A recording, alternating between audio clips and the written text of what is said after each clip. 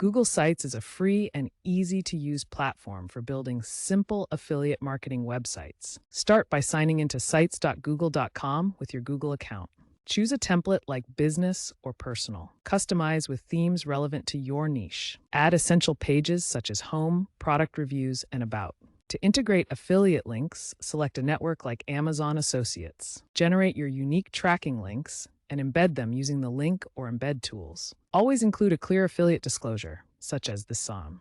This site contains affiliate links, typically in the footer.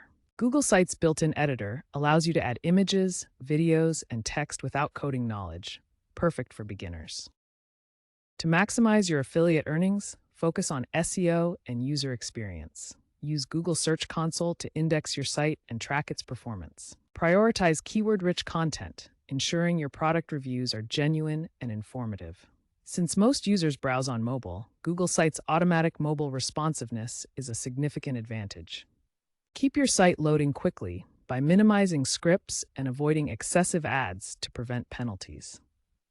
Regularly update your content with new product reviews and promotions to keep your audience engaged. While Google Sites is excellent for starting, consider its limitations. It lacks custom coding options and advanced e-commerce features.